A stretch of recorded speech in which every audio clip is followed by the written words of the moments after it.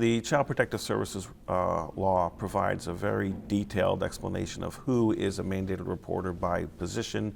If you think about the concept of people who come into contact with children through their occupation or employment or through a service that they provide or even as a volunteer coach or leader, if you come into contact with children through any of those programs or services, to be the eyes of the community to support and protect children and are required to report when they suspect a child to be an abused child. They do not need to know, they do not need to do their own investigation, they do not need to interview the child. Really the burden is if they truly suspect a child to be an abused child to make the report to our Childline hotline. The phone number is 1-800-932-0313.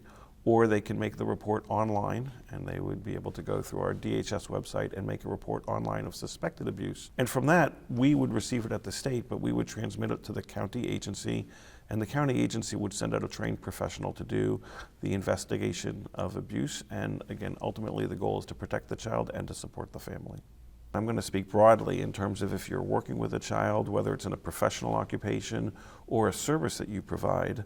Daycares, I think we all think of classically of teachers, but if we think of the whole school, the nurse, the guidance counselor, you mentioned the principal, but even the bus driver could be a mandated reporter based on their position in the community and working with children.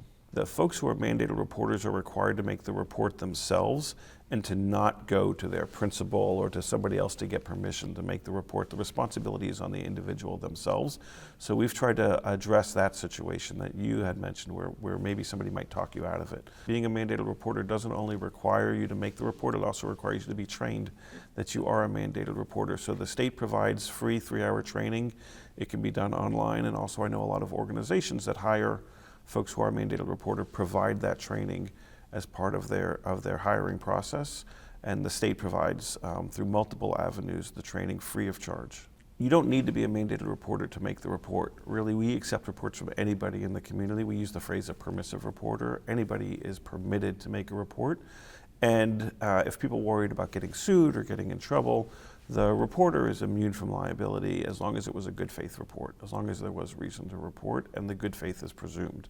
So really we encourage reporting, as I said, in Pennsylvania.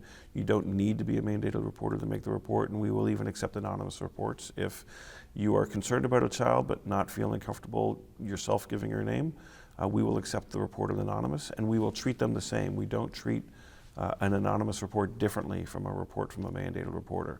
Every report we see, the child is seen within 24 hours when there's a specific allegation of child abuse.